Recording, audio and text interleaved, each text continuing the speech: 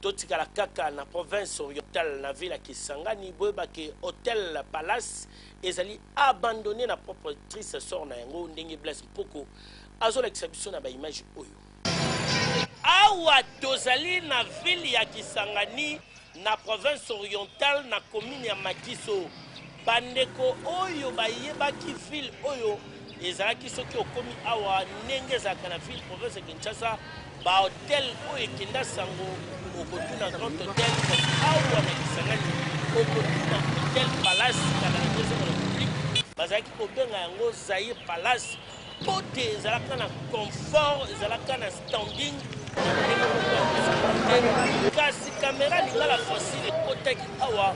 bandeko botala bino moko ba salle de bain ba chambre plafond ba mur ba porte eta oyo commune yango ya mabe lelo hotel Palace na Kisangani etikali selo place ndini zalaka na siko ibebi fort oyo eza bijou ya ville ya Kisangani eza na ba homme d'affaires minene susi na biso ba investir na eloko neti oyo parce que ça c'est la miroir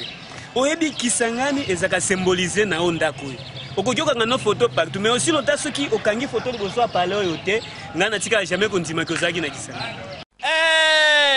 na cas de 5 chantiers oyo mokonzi mboka initié batala ta hotel oyo pote babongisa yango mais loko kamusi biso marqué ko beba na yango raison moko etya antenne likolo kokamu